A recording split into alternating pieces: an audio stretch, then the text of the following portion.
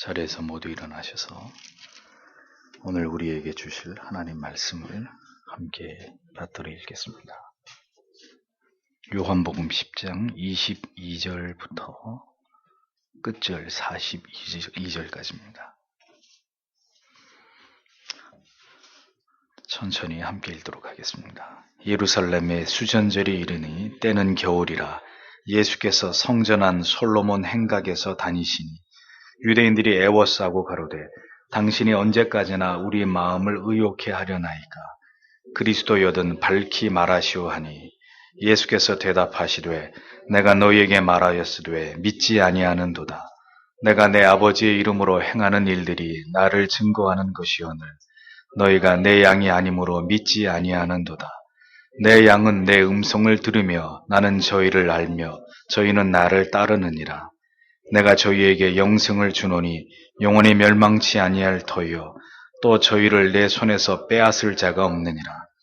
저희를 주신 내 아버지는 만유보다 크심에 아무도 아버지 손에서 빼앗을 수 없느니라. 나와 아버지는 하나이니라 하신대 유대인들이 다시 돌을 들어 치려 하거늘 예수께서 대답하시되 내가 아버지께로 말미암아 여러 가지 선한 일을 너희에게 보였거늘 그 중에 어떤 일로 나를 돌로 치려 하느냐. 유대인들이 대답하되 선한 일을 인하여 우리가 너를 돌로 치려는 것이 아니라 참남함을 인함이니 내가 사람이 되어 자칭 하나님이라 함이로라. 예수께서 가라사대 너희 율법에 기록한 바 내가 너희를 신이라 하였노라 하지 아니하였느냐. 성경은 폐하지 못하나니 하나님의 말씀을 받은 사람들을 신이라 하셨거든. 하물며 거룩하게 하사 세상에 보내신 자가 나는 하나님 아들이라 하는 것으로 너희가 어찌 참남하다 하느냐. 만일 내가 내 아버지의 일을 행치 아니하거든 나를 믿지 말려니와 내가 행하거든 나를 믿지 아니할지라도 그 일은 믿으라. 그러면 너희가 아버지께서 내 안에 계시고 내가 아버지 안에 있음을 깨달아 알리라 하신대. 저희가 다시 예수를 잡고자 하였으나 그 손에서 벗어나 나가시니라. 다시 요단강 저편 요한이 처음으로 세례 주던 곳에 가사 거기에 거하시니 많은 사람이 왔다가 말하되 요한은 아무 표적도 행치 아니하였으나 요한이 이 사람을 가리켜 말한 것은 다 참이라 하더라.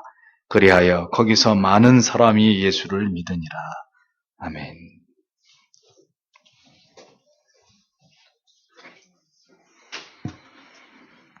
요한복음 강의 53번째 시간입니다. 나와 아버지는 하나이니라 이런 제목으로 말씀을 전하도록 하겠습니다.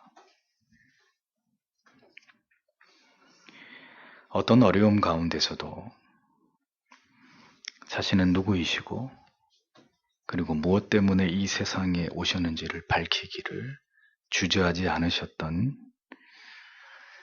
예수 그리스도의 위대하신 자기에 대한 소개는 공생애가 시작된 시점부터 끝나는 무렵까지 결코 끊이지 않고 계속되어졌던 주제였습니다. 이러한 예수 그리스도의 자신에 대한 설명에 대해서 바리새인들을 비롯한 대다수의 유대주의자들은 결코 단 한 번도 이것을 수용하거나 고려한 적이 없었습니다. 오히려 그들은 언제나 메시아에 대해서 분노했고 그리스도께서 거듭 자신에 대해서 말씀하실수록 그를 죽이고자 하는 그들의 동기와 목적은 더욱 강력해지고 있었던 것을 보게 됩니다. 복음을 전했을 뿐인데 왜 이 세상은 예수 그리스도를 비롯한 수많은 사도들과 그리스도인들을 그렇게 박해하고 죽이는 일들을 서슴지 않았던 것일까요? 하나님을 떠나서 죄악으로 관영한 이 세상은 결코 참된 복음을 하나님의 아들이신 독생 성자 예수 그리스도를 결코 인정하고 싶지 않았기 때문입니다.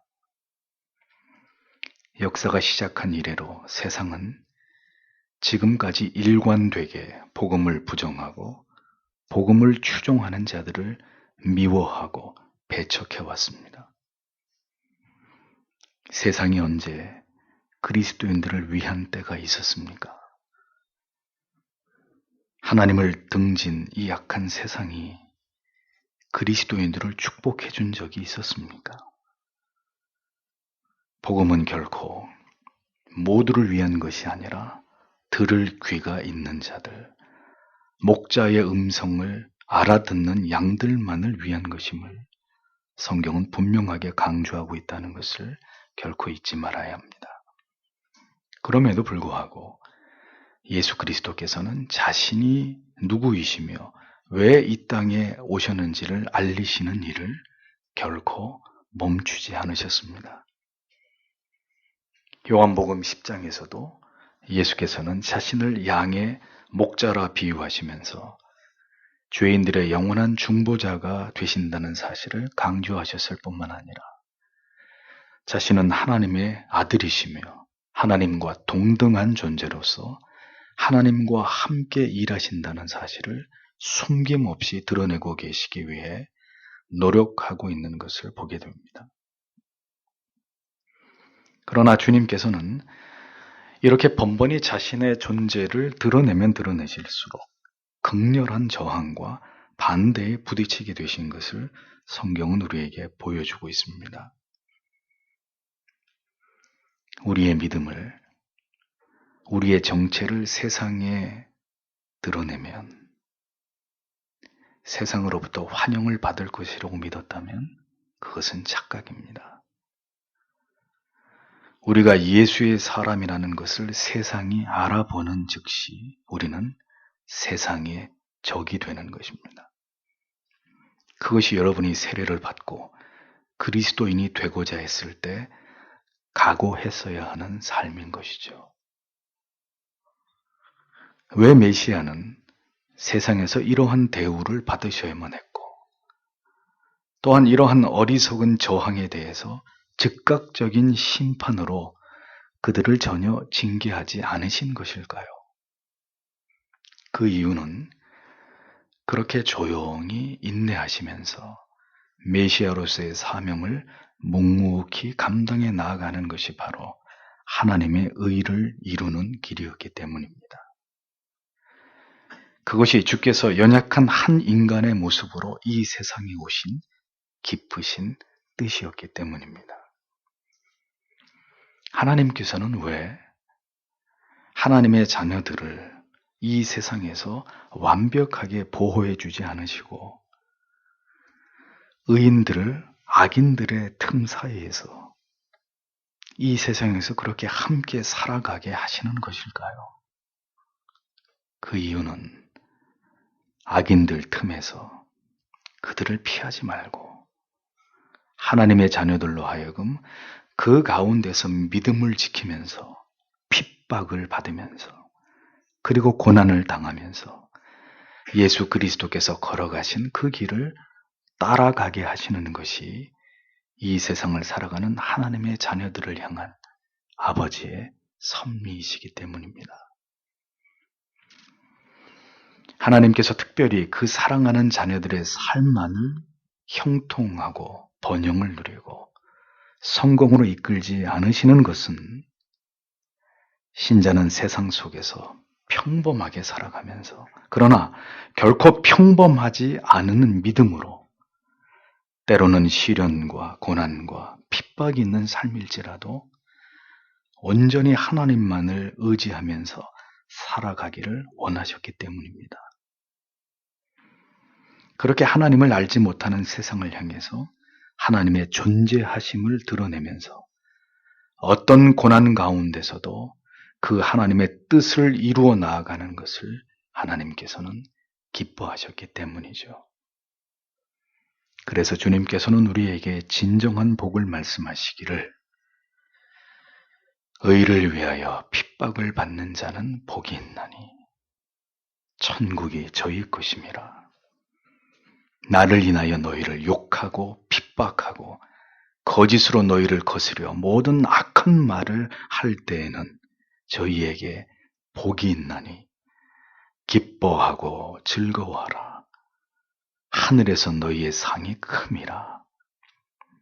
너희 전에 있던 선지자들을 이같이 핍박하였느니라 라고 이것이 그리스도인이 받게 될 궁극의 복임을 주님은 말씀하셨던 것을 볼 수 있지 않습니까?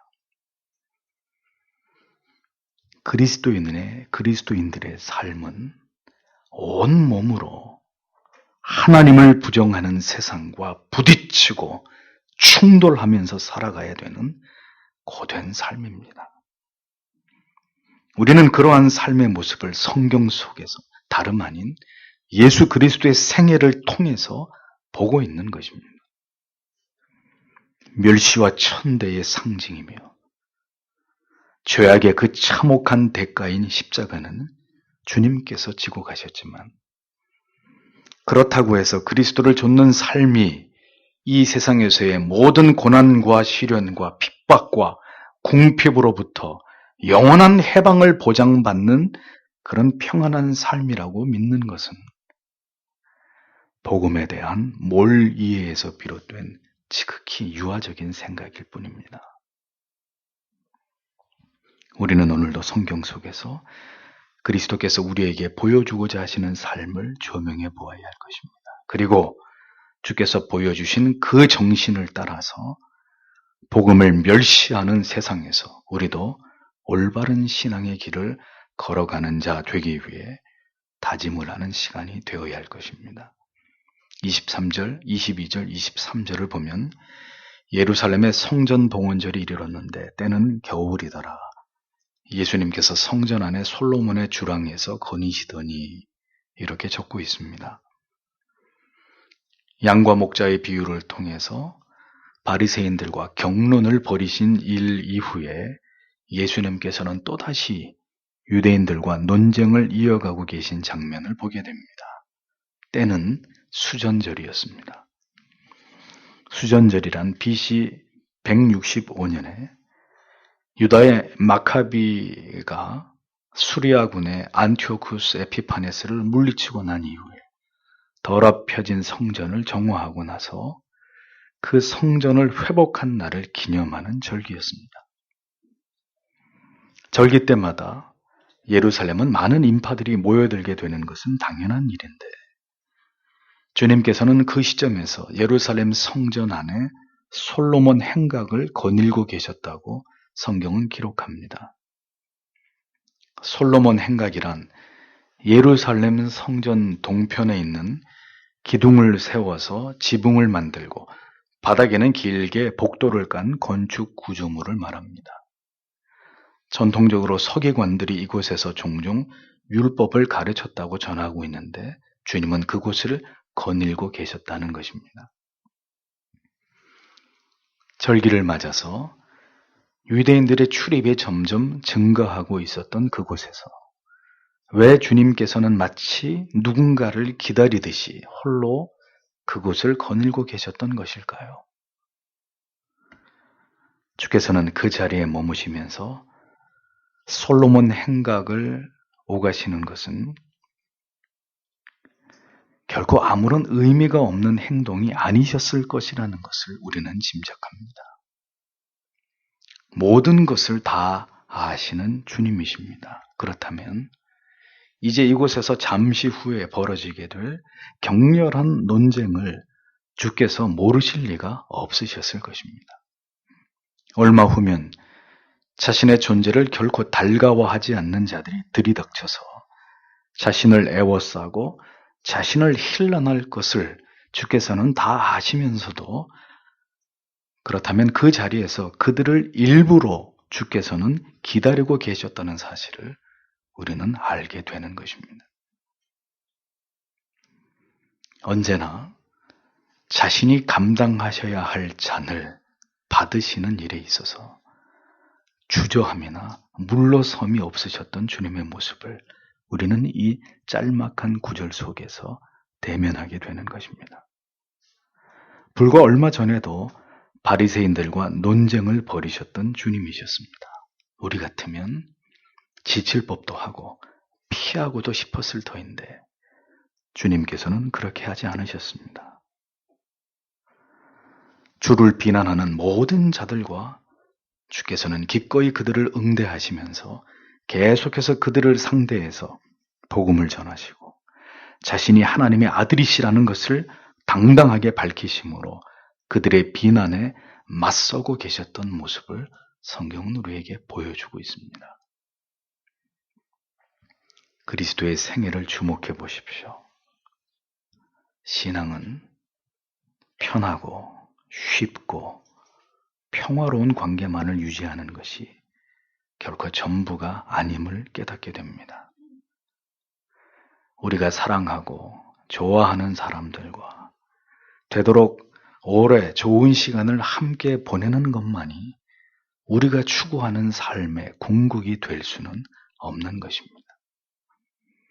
성도의 자리는 때때로 이렇게 진리를 거스리고 도전하는 자들과 응대하며 우리가 믿는 복음을 그들에게 전하고 복음을 변증하고 복음을 멸시하는 자들에게 조롱과 핍박을 받으면서 그들과 격론을 벌이는 것을 결코 피하지 않는 자리입니다.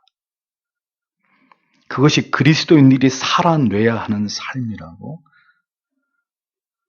주님은 자신의 삶의 모습을 통해서 우리에게 그것을 옹변하고 계시는 것입니다. 힘든 사람, 힘든 자리는 되도록 피하고 싶은 것이 우리의 이기적이고 보편적인 생각입니다. 그렇지만 주님의 삶을 주목해 보십시오. 주께서는 자신을 경멸하고 무시하는 그들을 언제나 응대하시면서 그들이 받아들이든 받아들이지 않든 상관하지 않으시고 그들에게 주께서 하셔야 할 말씀을 언제나 담담하게 전하고 계시는 것을 우리는 보지 않습니까? 진리는 절대로 피하는 것이 아닙니다. 그 진리를 그대로 전하는 것입니다. 그리고 그 대가를 온몸으로 감당해내는 것입니다. 이 세상이 들어야 할 바를 하나님을 알지 못하는 자들이 마땅히 들어야 할 진리를 우리는 전해야 되는 자들이 되어야 되는 것이죠. 나를 적대시하고 마치 사냥터의 먹잇감처럼 나를 노리는 자들이 넘쳐나는 자리라 할지라도 하나님의 뜻이 우리를 그곳에 세우고자 하시는 것이라면 우리는 그 자리에 서야 하는 것입니다. 여러분의 믿음을 드러내야 할 시간에 복음을 멸시하는 자들 앞에 언제든 설 수 있도록 오히려 여유를 가지고 올 테면 오거라. 그들을 기다리고 계셨던 주님처럼 언제든 영적인 싸움에 임전무퇴의 자세를 가지고 하나님을 신앙하는 신자들이 되어야 한다는 것입니다. 예수님께서는 그렇게 솔로몬 행각을 거니시다가 마침내 그분을 찾아 헤매던 이리 때와 같은 자들의 눈에 띄게 되셨고 이내 그들에 의해서 애워싸움을 당하게 되셨던 것을 성경은 기록하고 있습니다. 24절에 그때 유대인들이 그분 주위로 와서 그분께 이르되 당신은 언제까지 우리로 하여금 의심하게 하시나이까? 당신이 그리스도라면 우리에게 분명하게 말씀하소서 하매 이렇게 기록하고 있습니다. 자, 이 말만 들으면 유대인들은 지금 예수께서 메시아 되심에 더 구체적인 증거를 제시해서 자신들의 의혹을 풀어주기만 한다면 주를 믿고자 하는 것처럼 그렇게 보여질 수도 있을 것입니다. 그러나 간악한 그들의 의도는 결코 그것이 아니었습니다. 유대인들은 날 때부터 소경이었던 자의 기적을 보고도 주를 믿지 않은 자들이었습니다. 그들의 마음은 메시아를 향해서 여전히 굳게 닫혀 있었고 조금도 마음을 열려고 하지 않았으면 지금도 그와 다르지 않은 상황이었습니다. 그들이 예수께 이런 말을 하고 있었던 것은 예수님의 답변 속에서 무엇인가 책을 잡아서 그를 고소할 근거와 구실을 찾기 위함이었던 것입니다. 믿기 위해서 바른 말씀을 찾는 자들과 무엇인가 그 말에 틀린 부분을 책잡고 반기를 들기 위해서 말씀을 듣는 자들은 확연히 다를 수밖에 없습니다. 믿지 않으려는 자들, 진리를 거부하는 자들은 끊임없이 진리를 거부할 수밖에 없는 구실을 말씀 안에서 찾으려고 합니다. 은혜를 받기 위해서 설교를 듣는 것이 아니라 오늘도 설교 속에서 무엇을 구실 삼아 그 말씀을 받아들이지 않는 자신을 정당화하기 위해서 말씀을 들으려고 하는 그런 경향들이 강하다는 것입니다. 그런데 그런 태도로 말씀을 듣는다면 그의 영혼에 무슨 유익이 있겠습니까? 참된 진리를 듣고 그 진리에 자신이 무너질 준비가 된 사람과 어떤 말을 내게 해도 나는 듣지 않을 것이고 받아들이지 않겠다고 마음을 굳게 닫은 사람 가운데 누가 하나님의 참된 자녀이고 하나님의 은혜를 베풀고자 하시는 겸비한 자일지를 생각해 보십시오. 올바른 진리에 대해서 반드시 우리가 깨달아야 될 교리와 지식에 대해서 여러분은 어떤 자세와 마음을 취하고 계시는지를 깊이 생각해 보실 필요가 있습니다. 유대인들은 예수께서 무슨 말씀을 하셔도 이것을 거부하고 멸시할 자들이었습니다. 주께서는 그들을 아시는 분이셨죠. 25절에서 주님은 이렇게 답변하십니다. 예수님께서 그들에게 대답하시되 내가 너희에게 말하였으나 너희가 믿지 아니하였도다. 내가 내 아버지의 이름으로 행하는 일들이 나에 대하여 증언하거늘. 26절 내가 너희에게 말한 것과 같이 너희가 내 양들에 속하지 아니하므로 믿지 아니하는도다. 이렇게 말씀하고 계십니다. 주님께서는 내가 너희에게 말하였다 라고 말씀하셨습니다. 그랬습니다. 복음서를 시작하면서부터 주님께서는 줄곧 말씀해 오셨습니다. 주께서는 줄곧 자신이 누구이시고 왜 이 세상에 오셨는지 그 이유에 관해서 줄기차게 말씀해 오셨습니다. 듣지 못해서 믿지 못한 것이 아니라 믿지 않기 때문에 들리지 않는 것일 뿐입니다. 주께서 계속해서 반복해 오신 말씀은 양이 목자의 음성을 알아들음같이 그리스도에게 속한 자들은 그리스도의 음성을 알아듣게 되어 있다는 이 진리였습니다. 하나님께서는 자기 백성들을 모두 말씀으로 부르시고 깨닫게 하심으로 자녀를 삼으시는 분이십니다. 그 말씀으로 영혼들의 깊은 잠을 깨우시고 죄를 깨닫게 하시고 새로운 생명을 불어넣으시는 분이십니다. 언제나 성도는 오늘도 우리에게 주시는 하나님의 말씀을 주의 깊게 듣는 자들이며 그 말씀을 통해서 어떻게 무엇을 위해서 살아야 되는지를 날마다 깨닫고 그것을 공급받는 자들입니다. 죄가 우리를 하나님께로부터 멀어지게 할 때 가장 먼저 우리의 영혼 가운데 일어나게 되는 중대한 변화가 무엇입니까? 그것은 하나님의 말씀에 대한 영적인 무감각과 둔감함이라는 거죠. 하나님의 말씀이 선명하게 들리지 않고 보이지 않고 깨달아지지 않는 일들이 영혼 가운데 일어나게 되는 것입니다. 늘 전해지는 그 말씀과 그 복음인데도 더 이상 귀에 들리지 않고 마음에 그 말씀이 와닿지 않는 것입니다. 그는 죄의 깊은 수면 아래로 빠져들고 있다는 증거가 되는 것이죠. 영적으로 둔감하여지고 죄가 우리의 영혼을 마비시키기 때문에 하나님의 말씀에서 점점 더 멀어지게 되는 것입니다. 모든 은혜의 방편으로부터 물러가 버리는 일들이 일어나게 되는 것이라는 겁니다. 그러나 그런 영적인 침체가 일어나게 되더라도 하나님의 자녀들은 그런 가운데 오래 머물지 않습니다. 하나님의 말씀을 통해서 하나님께서 돌이키게 하시기 때문입니다. 하나님의 자녀는 속히 자신에게 무엇이 잘못되는지를 깨닫고 돌이켜 회개하면서 다시 하나님과의 관계를 회복하기 위해서 노력합니다. 하나님의 자녀가 아니고 하나님의 자녀일 수 없는 자들은 결코 진리의 귀를 기울이지 않고 진리에 대해서 반응하지도 않고 따라서 믿지도 않게 되는 것입니다. 복음을, 진리를 듣지 않는 가장 명백한 이유는 그들이 그리스도의 양이 아니기 때문입니다. 간절히 믿고 싶어도 믿지 못하게 하시는 것이 아니라 그들은 전혀 믿고자 하는 마음이 처음부터 없었던 사람들이었습니다. 그들이 하나님의 택한 백성들이 아니기 때문이죠. 복음이 들리지 않고 깨달아지지 않아서 늘 졸음으로 일관하고 잡념으로 예배 시간을 허비하는 분들에게 당부합니다. 부디 깨달으시기를,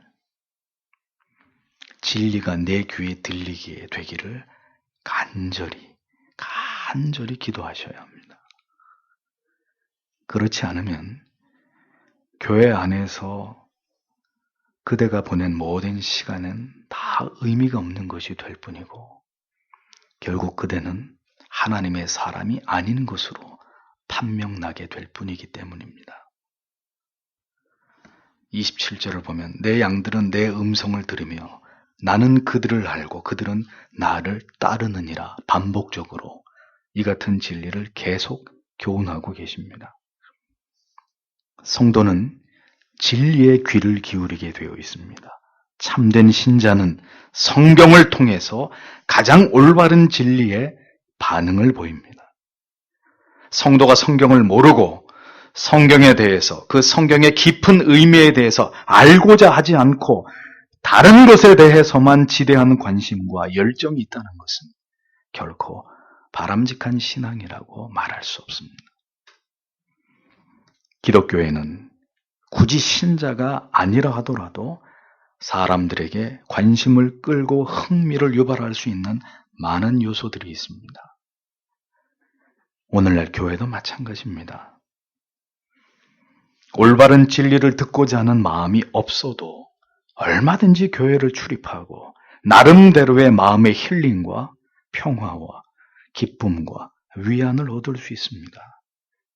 그러나 분명히 말씀드리건대 진리를 통해서 깨달아지고 누리게 되는 진정한 영적인 희열이 아닌 것은 진리로부터 오는 것이 아닌 것입니다. 사람들은 말씀 대신 심리학에 기반한 내적 치유를 통해서도 얼마든지 자신의 영혼의 만족을 얻을 수 있고 성경의 선명한 깨달음 대신 은사나 신유나 직통계시의 체험들로도 얼마든지 영적인 흥분과 신비한 체험들을 향유할 수 있습니다. 혹은 동시대적인 음악적인 코드를 통해서 얼마든지 우리의 마음에 감각적으로 파고드는 그런 교회 음악을 통해서도 영적인 카타르시스를 얼마든지 얻을 수 있습니다. 그러나 그 모든 것은 그리스도로부터 우리에게 주어지는 것들이 결코 아니라는 것을 아셔야 합니다. 양은 오직 목자의 음성에만 귀를 기울일 뿐입니다. 목자는 양들을 알고 양들은 그 목자를 따르게 되어 있다고 주께서는 말씀하셨습니다. 양들을 아는 목자만이 양들에게 가장 필요한 것을 공급하며 양들이 원하는 것을 줄 수 있습니다. 주님께서 우리를 그리고 당신을 알고 계신다는 것이 얼마나 감사하고 기쁜 일인지를 여러분은 선명하게 깨닫고 이해하실 필요가 있습니다. 나조차도 나를 다 알지 못하고 나의 미래와 나의 가족들을 다 책임지지 못하고 그들을 지킬 수 없지만 주께서는 모든 것을 다 알고 계시고 섭리하고 계시고 우리를 인도하고 계신다는 사실을 우리는 잊지 않아야 합니다. 나를 가장 잘 아시는 분께서 나를 이렇게 살아가게 하신다면 그것에 감사할 수 있어야 합니다. 그 삶의 굴레로부터 벗어나려고 해서는 안 되는 것입니다. 우리가 어디에 있든지 무엇을 하든지 우리를 잘 아시는 하나님께서 우리와 함께 하시고 우리의 발걸음을 인도하신다는 사실을 여러분들은 꼭 기억하시기를 바랍니다. 하나님께서는 절대로 우리의 영혼을 놓치시거나 포기하시는 분이 아니시죠. 주님의 이어지는 말씀을 보십시오. 28절에 내가 그들에게 영원한 생명을 주노니 그들이 결코 멸망하지 않을 것이요 또 아무도 내 손에서 그들을 빼앗지 못하리라. 29절 그들을 내게 주신 내 아버지는 모든 것보다 크심에 아무도 내 아버지 손에서 능히 그들을 빼앗지 못하느니라. 이렇게 기록되어 있습니다. 예수님께서는 우리에게 베푸실 그 능력에 대해서 선언하십니다. 내가 저희에게 영생을 줄 것이라고 말씀합니다. 영원히 멸망당하지 않게 될 것이라고 말씀하셨습니다. 내 손에서 빼앗을 자가 없을 것이라고 거듭 말씀하셨습니다. 위대한 메시아의 자기 백성들을 향한 언약의 말씀입니다. 여러분 부디 기억하십시오. 복음의 약속은 우리에게 영원한 생명을 주시는 것입니다. 멸망의 길이 예정되어 있었던 죄인들이 그 멸망의 길에서 영원히 건지움을 받게 되는 것입니다. 이 세상에서 우리가 명예를 잃고 재산을 잃고 건강을 잃고 심지어 생명을 잃게 된다 하더라도 우리 안에서 결코 빼앗아갈 수 없는 것이 있는데 그것은 바로 주 예수 그리스도를 나의 구주로 믿는 믿음입니다. 우리의 영혼의 고백은 누구도 빼앗아갈 수 없는 것입니다. 복음은 오직 이 진리를 우리에게 약속해주고 있는 것입니다. 저는 언제나 순교에 대한 생각을 품고 살아갑니다. 진리를 깊이 깨닫지 못했을 때는 과연 나 같은 것이 그 순간이 찾아올 때 순교의 자리로 담대하게 나아갈 수 있을까? 이것이 저의 가장 큰 고뇌였습니다. 그러나 진리의 말씀을 깨닫고 난 이후부터는 절대로 고민하지 않습니다. 왜 그런가요? 바로 이 말씀이 우리에게 가장 강력한 보증이 되어주고 있기 때문입니다. 우리가 우리의 신앙으로 인해서 생명을 잃게 되는 순간이 찾아오게 되더라도 우리는 절대로 그리스도를 배신하지 않게 될 것입니다. 그 이유는 우리의 믿음이 담대해서가 아닙니다.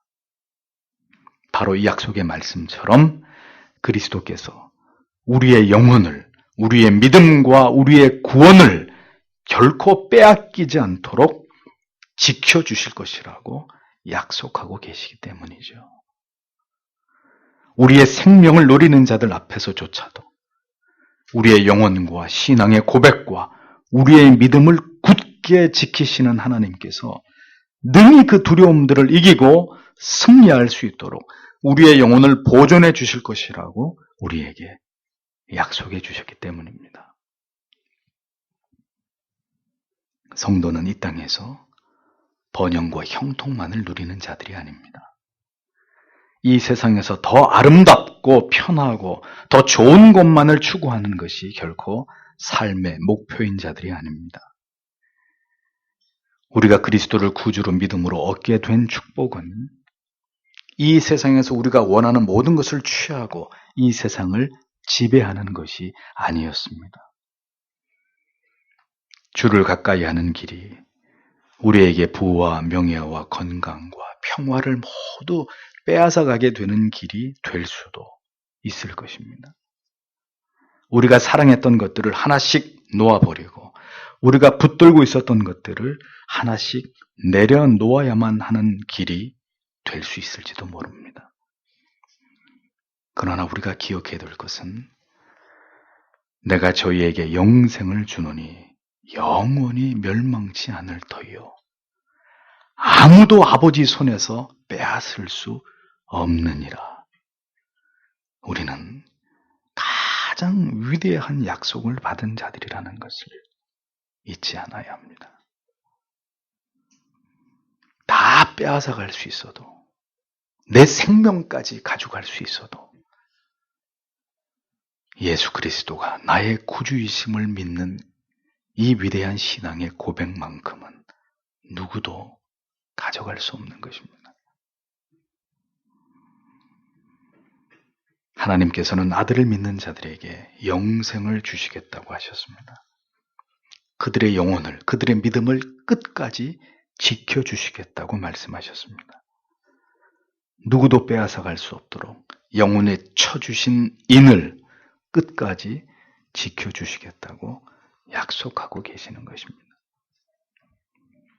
우리 보고 지키라고 했다면 우리는 아무도 우리의 믿음과 구원과 영생을 지켜낼 자가 없었을 것입니다. 감사하게도 우리를 잘 아시는 주께서 내 손에서 그 누구도 빼앗아갈 자가 없도록 지키시겠다고 말씀하시는 것입니다. 누구도 만유보다 크고 높으신 아버지의 손 안에 새겨진 이름들을 빼앗아가지 못하도록 아버지께서 지켜주시겠다고 주님께서는 성자와 성부의 이름으로 주의 사랑하는 백성들을 세상 끝날까지 지켜주시겠다고 거듭 강력하게 약속하고 계시는 것을 우리는 분명하게 기억해야 될 필요가 있다는 것입니다. 여러분, 그동안 두려우셨습니까? 염려하셨습니까? 혹시 구원이 취소되거나 나의 부주의함으로 천국에 들어가지 못하면 어떻게 하나 걱정하셨던 분들이 계십니까? 오늘 이 복되신 말씀을 여러분 가슴속 깊이 새겨 넣으시기를 바랍니다. 누가 우리를 그리스도의 사랑에서 끊으리요? 환난이나 곤고나 핍박이나 기근이나 적신이나 위험이나 칼이랴. 기록된 바 우리가 종일 주를 위하여 죽임을 당케 되며 도살할 양같이 여김을 받았나이다 함과 같으니라. 그러나 이 모든 일에 우리를 사랑하시는 이로 말미암아 우리가 넉넉히 이기느니라. 내가 확신하노니 사망이나 생명이나 천사들이나 권세자들이나 현재일이나 장래일이나 능력이나 높음이나 깊음이나 다른 아무 피조물이라도 우리를 우리 주 그리스도 예수 안에 있는 하나님의 사랑에서 끊을 수 없으리라. 로마서 8장 35절에서 39절은 분명하게 이 진리를 우리에게 들려주고 있습니다. 우리의 영혼과 우리의 믿음과 신앙의 고백을 끝까지 지키시는 하나님 되심을 기억하십시오.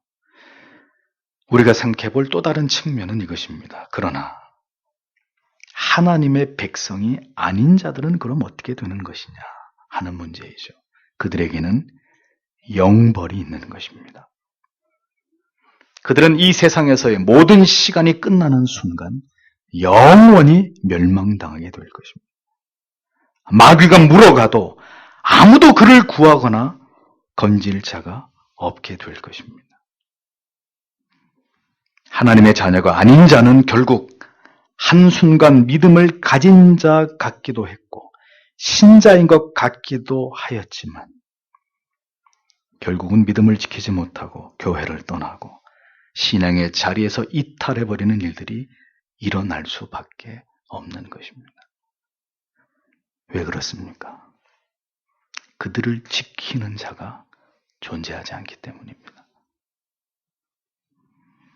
성경은 하나님께서 반드시 영원까지 지키는 자와 반드시 영원토록 멸망에 이르게 하겠다는 자들이 있다는 사실을 명백하게 밝히고 있습니다. 그것이 바로 복음인 것이죠. 주께서는 이제 유대인들이 가장 민감해하고 결국 받아들이기를 거부하면서 강력하게 반발하는 주제를 또다시 말씀하셨습니다. 그것은 바로 자신과 하나님과의 관계에 관한 말씀이셨습니다. 30절에 나와 내 아버지는 하나이니라 하시니라 라고 기록하고 있습니다. 주께서는 성자와 성부의 이름으로 자기 양들에게 영생을 주시고 끝까지 그들을 아무도 빼앗아가지 못하도록 지킬 것을 말씀하시면서 이렇게 주를 믿는 자들에게 영생을 주시고자 하심에 있어서 그 마음과 의지와 뜻이 성부 하나님과 자신이 완전히 하나이다라는 사실을 밝히고 계십니다. 예수는 하나님과 무관하며 자신이 하나님의 아들이라고 주장하는 귀신 들린 자에 불과하다. 이것이 유대인들의 생각인데 주님께서는 말씀마다 자신과 하나님 아버지의 관계를 이같이 설명하셨기 때문에 유대주의자들은 도저히 이러한 주님의 말씀을 받아들일 수가 없었던 것입니다. 그들은 즉시 돌을 들어서 주님을 치료했다고 31절은 기록하고 있습니다. 예수께서 하나님의 아들이심을 밝히는 이러한 메시아의 자기 선언을 유대주의자들이 가장 듣기 싫어했다면 지금도 여전히 사탄 마귀는 우리가 하나님의 자녀인 것을 밝히고 자랑스러워하고 우리의 정체를 이렇게 당당하게 표현하고 증거하는 것을 가장 싫어하고 있다는 것을 아셔야 합니다. 그래서 우리가 신자라는 사실을 밝히지 않을 때는 불이익을 당하거나 눈총을 받거나 순식간에 분위기가 냉각되는 그런 일들이 일어나지 않다가도 우리가 즉시 신자임을 밝히고 더욱이 성경과 교리에 근거한 근본적인 신앙을 가진 자들임을 말하게 될 때 즉시 세상은 우리에게 숨겼던 발톱을 드러내고 날카로운 이빨을 드러내는 일들을 당하게 되어 있다는 것입니다. 주께서도 성자의 신분을 드러내실 때마다 바리새인들과 서기관들과 유대주의자들에 의해서 끊임없이 공격을 받으시고 신성모독이라는 말로 주님의 이 같은 성자 선언을 묵살당하셨습니다. 세상은 여전히 예수 그리스도의 이름과 그 이름을 믿는 자들의 존재를 지우려고 합니다. 우리 모두는 지워버리려는 이름을 가진 자들이라는 것을 아셔야 합니다. 지금도 오직 신자라는 이유만으로 박해를 받고 순교를 당하고 있는 형제들을, 자매들을 생각해 보십시오. 하나님이 아버지임을 증거하는 일은 그리스도에게 언제나 생명의 위협을 받으시는 일이셨듯이 우리가 믿는 하나님과 그의 아들 예수 그리스도를 그리고 성령을 시인하고 아버지라 부르는 일은 우리에게 많은 핍박과 불이익과 조롱을 받게 되는 일이 될 수 있다는 사실을 기억하셔야 합니다. 지금은 평안한 시대를 살고 있지만 장차 우리가 이 진리를 굳게 붙들 때는 우리의 생명을 내놓아야만 되는 때가 우리에게도 찾아올 수 있다는 사실을 염두하시면서 주님을 섬기셔야 합니다. 32절 33절에 예수님께서 그들에게 응답하시되 내가 내 아버지로부터 나온 많은 선한 일을 너희에게 보였거늘 그 일들 중에 어떤 일 때문에 너희가 나를 돌로 치려 하느냐 하시며 유대인들이 그분께 대답하여 이르되 우리가 너를 돌로 치려 하는 것은 선한 일 때문이 아니요 신성모독 때문이니 곧 사람인 내가 내 자신을 하나님으로 만들기 때문이니라 하매 이렇게 기록되어 있습니다. 돌로 사람을 쳐 죽이려면 그의 준한 죄를 저지른 증거가 있어야 율법에 의해서 그를 죽일 수 있었습니다. 그러나 주님께서는 결코 돌에 맞을 일을 행하신 적이 없었습니다. 오히려 표적을 구하는 많은 이들에게 선을 베푸심으로 그들을 치료하신 것을 통해서 자신이 메시아이시라는 사실을 드러내신 것밖에 없습니다. 그러하기에 주께서는 도대체 무엇 때문에 돌에 맞을 일을 한 적이 없는 나를 그대들이 돌로 치고자 하느냐를 물으시는 것이고 이에 유대인들은 다른 이유가 아니라 내가 참남함을 인함이다라고 답변하고 있는 것을 보게 됩니다. 참남함이란 신성모독을 의미하는 것으로 예수께서 하나님과 자신이 하나라고 표현하신 것에 대해서 그들은 신성 모독의 죄를 범했으므로 네가 돌에 맞는 것이 마땅하다는 논리를 펴고 있었던 것입니다. 그리스도가 누구이신지를 알지 못하는 무지가 결국은 하나님의 아들이시며 자신이 하나님이신 그리스도를 박해하고 오히려 그분에게 신성 모독의 죄를 묻는 모순을 만들어내고 있었던 것을 우리는 성경을 통해서 보는 것입니다. 자신들이 하는 일을 알지 못하는 무지는 그렇게 그리스도를 십자가에 못 박는 극악무도한 죄를 향해서 점점 더 앞을 향해 나아가고 있었던 것을 보여주는 것이죠. 우리도 주님을 믿는다고 하면서 하나님을, 예수 그리스도를 올바르게 알지 못할 때, 하나님이 무엇을 원하시는지 그 중심을 올바르게 깨닫지 못할 때, 우리 또한 주님의 마음을 아프게 하면서 이번에는 우리가 하나님을 향해서 신성모독을 저지르는 죄를 범할 수도 있다는 것을 우리는 잊지 말아야 합니다. 34절에서 36절 말씀을 보면 예수님께서 그들에게 응답하시되 너희 율법에 내가 말하기를 너희는 신들이라 하였노라 하고 기록되지 아니하였느냐. 하나님의 말씀이 임한 자들을 그분께서 신들이라 하였으며 또 성경 기록은 깨트리지 못할 것일진데 아버지께서 거룩히 구별하사 세상에 보내신 자인 나는 하나님의 아들이라 하였으므로 너희가 그에게 내가 신성 모독한다 하느냐. 이렇게 말씀하고 있는 것을 보게 됩니다. 자, 여기서 너희를 신이라 하였노라 라고 주께서 하신 말씀은 시편 82편 6절에 대한 인용입니다. 이 시를 쓴 아삽은 통치자들과 재판관들의 지위와 직무에 대해서 설명하면서 그들은 모두 하나님에 의해서 임명된 자들로 하나님께서 주신 권력을 행사하는 자들에게 그들을 신들과 같다고 묘사한 것을 시편 82편에서는 볼 수 있습니다. 성경에는 이 외에도 하나님께서 세우신 자들을 신과 같다고 묘사하는 구절들이 몇 구절 발견됩니다. 출애굽기 4장 16절에는 모세의 입을 대신한 아론을 향해서 하나님께서는 그는 내 입을 대신할 것이요 너는 그에게 하나님같이 되리라 라고 말씀하신 것을 볼 수 있고, 출애굽기 7장 1절에는 모세를 향해서 여호와께서 모세에게 이르시되 볼지어다 내가 너로 바로에게 신이 되게 하셨은즉 이라고 표현하고 계신 것을 보게 됩니다. 모세와 같이 하나님의 권위를 부여받은 자들을 하나님의 대리자로 보고 신과 같다는 의미들을 사용한 것을 성경을 통해서 우리는 확인할 수 있는 것이죠. 주님의 논리는 이렇게 하나님으로부터 쓰임을 받은 모세와 같이 하나님의 말씀을 전달할 자들도 신과 같다고 성경에 말씀하고 있다면 자신처럼 하나님께서 이 세상에 보내신 거룩한 존재를 스스로 하나님의 아들이라고 말한 것이 어떻게 신성모독이 될 수 있느냐. 이것이 주님의 반론의 논리였습니다. 틀린 말씀이 전혀 아니셨죠. 그렇습니다.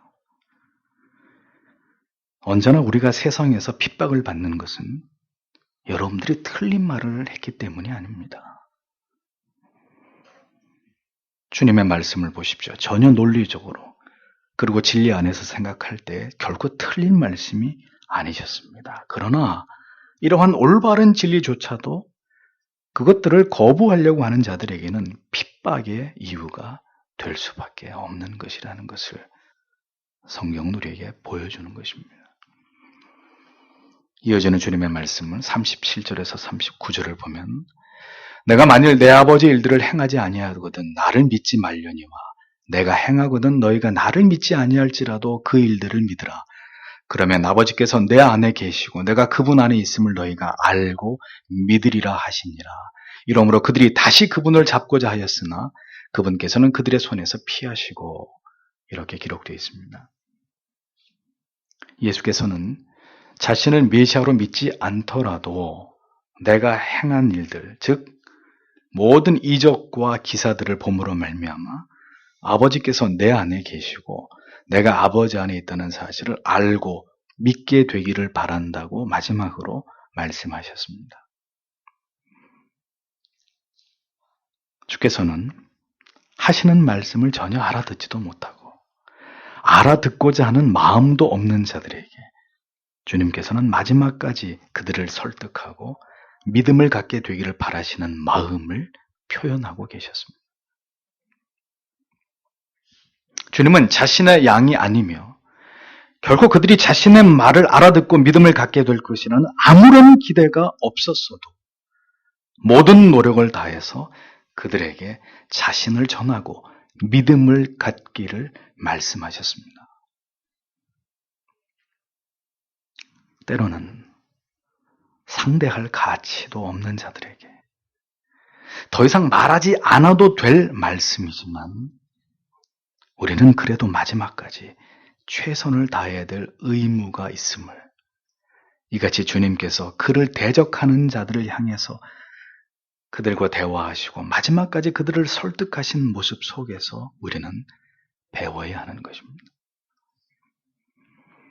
말할 가치가 없으면 우리는 말을 아끼려고 하고 우리가 속단해서 사람들을 제한하고 차별하려고 할 때가 얼마나 많이 있습니까? 비록 심판을 받아 영원한 지옥불에 던져질 원수들이라 하더라도 그들이 돌이켜 회개함으로 하나님께로 돌아오기를 바라는 마음을 우리가 품어야 되는 그 이유는 다른 분이 아닌 예수 그리스도께서 그러한 본을 우리에게 보여주셨기 때문입니다. 주께서는 그렇게 바리새인들도 유대인들도 마다하지 않으시고 자신의 말을 경청하여 눈물을 흘리며 사모하는 그런 자들도 아니었지만 그들과의 대화를 피하시거나 결코 마다하지 않으시고 성실하게 자신에 대해서 설명하시고 반론하시고 자신이 누구인지를 끝까지 그들에게 말씀하셨다는 사실을 우리는 기억해야 할 것입니다. 진리를 등지고 멸시하면서 도무지 하나님께로 돌아올 것처럼 보이지 않는 세상에서 오늘 우리는 살아가고 있습니다. 적지 않은 교회들에서 이제는 올바른 복음을 들을 수 없는 시대를 지나가고 있습니다. 붙들고 말한들 무슨 소용이 있겠는가? 이러한 포기와 절망의 마음이 우리 안에 짙게 드리워질 때가 있습니다. 그러나 이러한 모습은 복음이 사라져가고 있는 세상이라 할지라도 참된 진리가 점점 소멸되어 가고 있는 그런 시대를 할지라도 결국 합당한 신앙의 모습이 될 수는 없는 것입니다. 그럼에도 불구하고 우리는 복음의 희망을 걸고 이 진리가 반드시 변화시키고야 말 영혼들에게 전달되어야 한다는 거룩한 소망을 품고 복음을 듣든지 듣지 않든지 우리는 성실하게 주님처럼 예수 그리스도의 복음을 이 십자가의 위대한 사랑을 세상을 향해서 계속 외쳐야 되는 것입니다. 주께서는 이렇게 철저하게 무시를 당하시고 멸시와 조롱을 그리고 생명의 위협을 당하시면서도 자신을 스스로 변증하시면서 자신이 하나님의 아들이심을 증명하셨던 그 이유는 무엇 때문이겠습니까? 아들을 인정하지 않는 자, 하나님께서 이 세상을 구원할 자로 이 세상에 보내신 이가 하나님의 독생성자 예수 그리스도이심을 믿지 않는 자는 절대로 구원에 이를 수 없기 때문입니다. 예수께서는 모든 자들에게 이 사실을 알리시면서 한 영혼이라도 더 하나님께로 인도하시기 위해서 노력하셨습니다. 내 양들만이 내 음성을 듣고 내게로 온다고 하시면서도 올 테면 오고 말라면 말라는 그런 태도로 주님은 목양을 하시지 않고 격렬하게 자신을 반대하고 하나님의 아들로서의 자기를 인정하지 않는 자들에게까지 주님은 자신에 대해서 올바르게 말씀을 하시고 메시아로 자신을 인정해야만 되는 타당성을 설명하시면서 마지막까지 그들에게 말씀을 전하셨다는 것을 우리는 기억해야 합니다.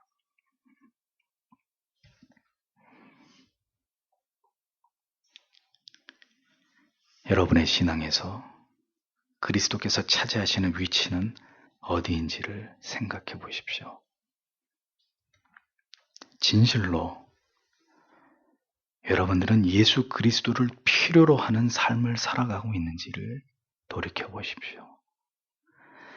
예수 그리스도가 없이도 얼마든지 살아갈 수 있는 사람은 그리스도의 사람이 아닙니다. 예수 그리스도가 없으면, 그 십자가의 죽으심과 부활이 없으면, 날마다 말씀과 기도와 거룩한 예배 속에서 주를 배움는 기쁨이 없으면 도무지 살아갈 수 없는 사람들, 삶의 아무런 기쁨을 맛볼 수 없는 사람들이라야, 그리스도를 빼고는 내 인생을 생각할 수도 없는 사람들이라야 그들이 진정으로 그리스도의 사람들인 것입니다. 날마다 그 십자가 앞으로 나아가서 우리의 죄와 허물을 구하면서 주의 긍휼과 자비하심에 호소하면서 그 십자가만을 자랑하고 굳게 붙드는 삶을 내가 살아가고 있는지를 생각해 보셔야 합니다. 여러분은 십자가를 자랑하고 있습니까? 여러분들이 신자인 것을 여러분 주변의 모든 사람들이 다 알고 있나요? 여러분들이 힘써서 그 십자가와 그 복음을 어떤 형태로든 사람들에게 증거하고 고백하고 자랑하고 있는 것을 많은 사람들이 알고 있습니까?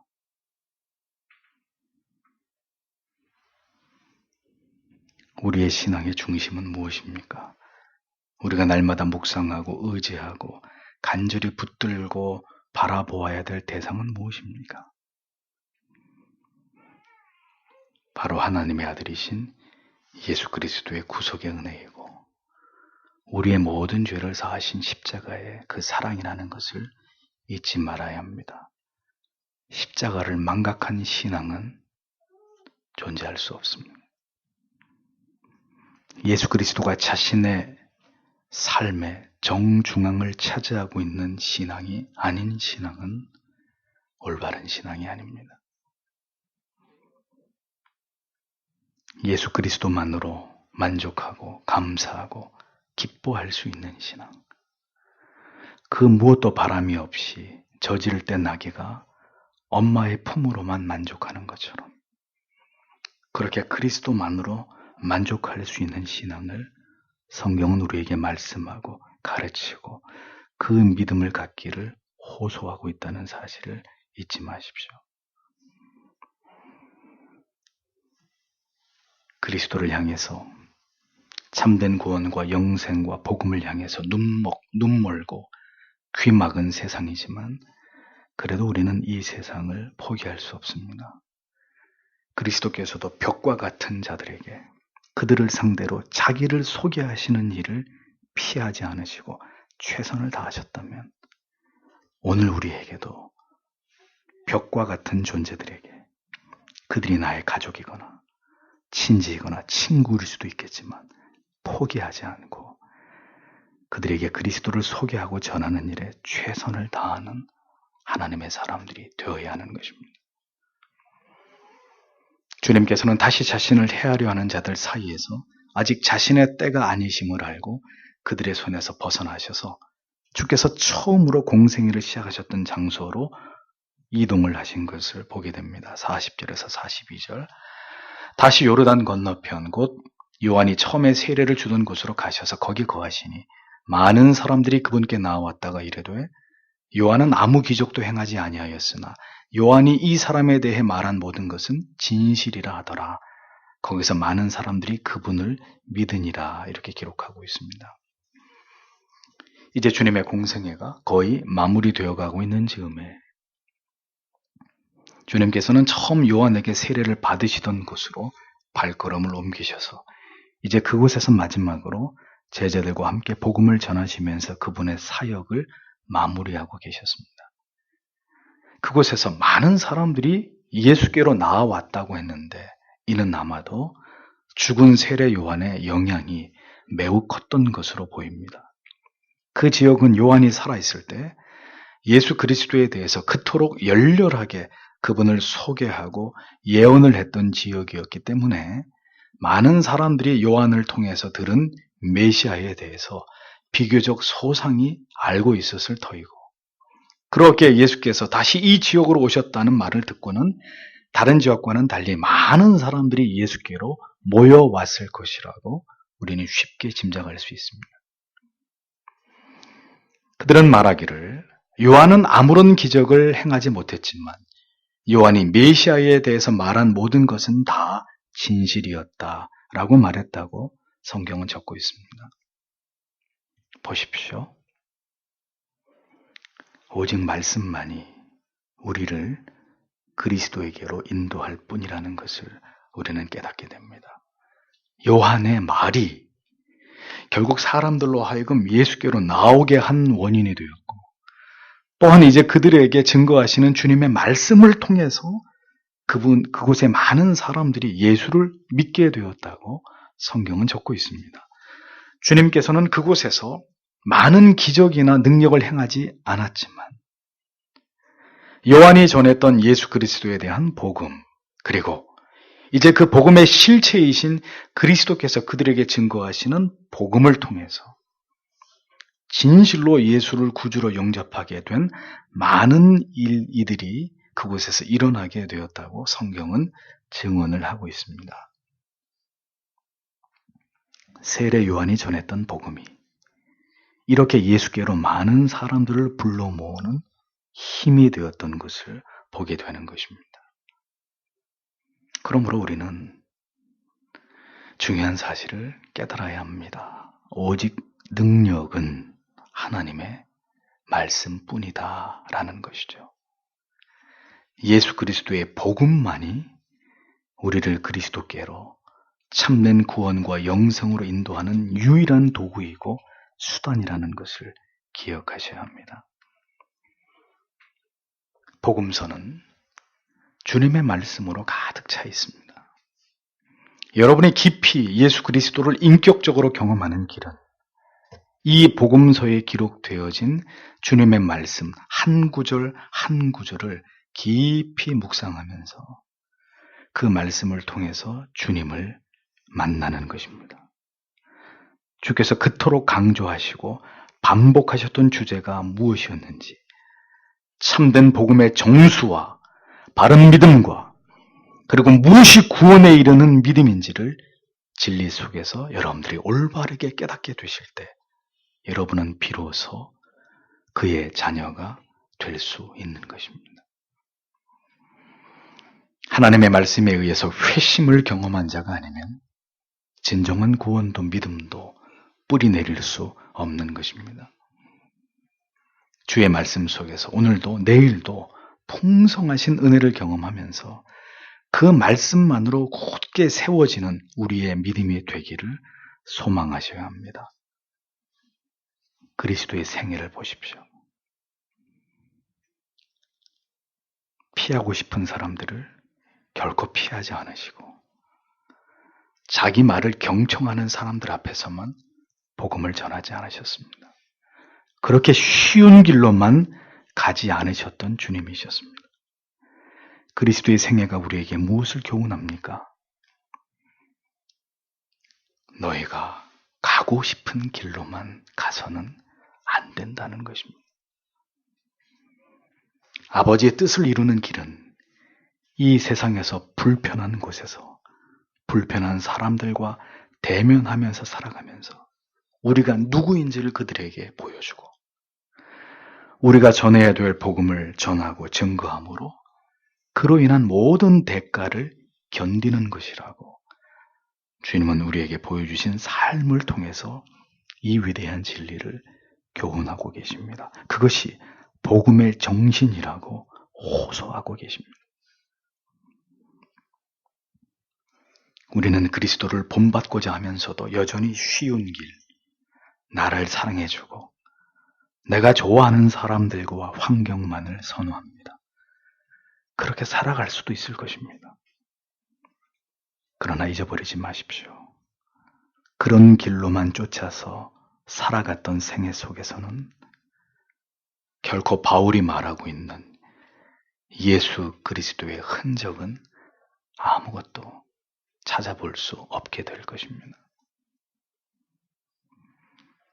예수 그리스도를 진정으로 사랑하는 자들은 그분께서 걸어가신 그 길을 걸어갈 것입니다.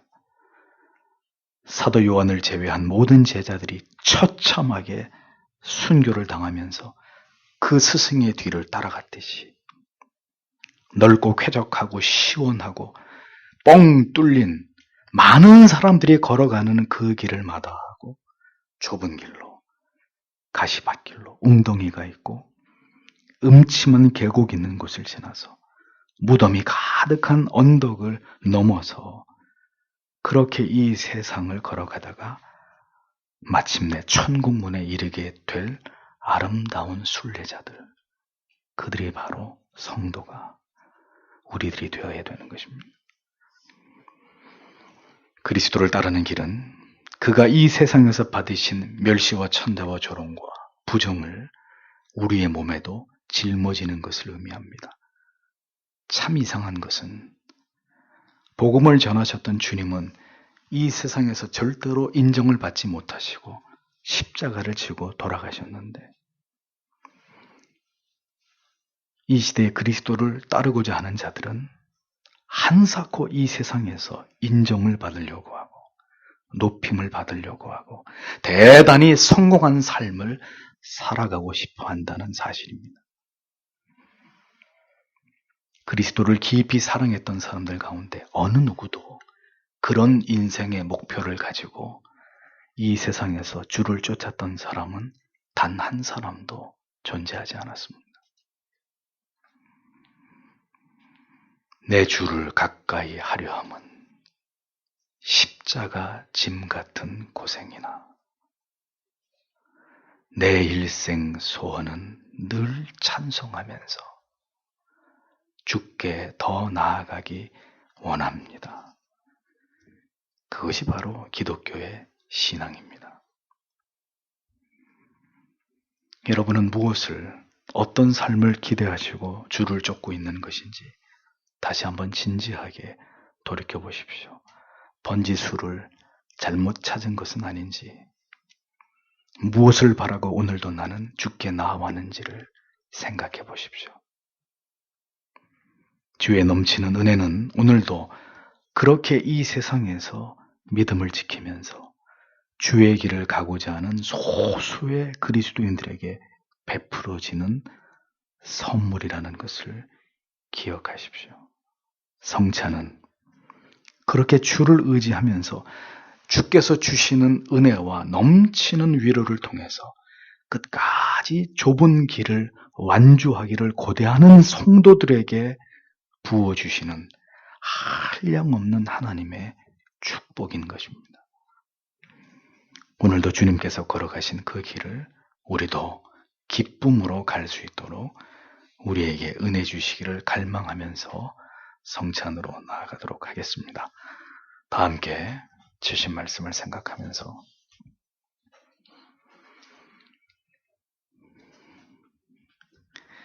이 시간에 주신 말씀을 생각하면서 간절히 하나님 앞에 우리의 소원의 기도를 드리도록 하겠습니다. 기도하겠습니다.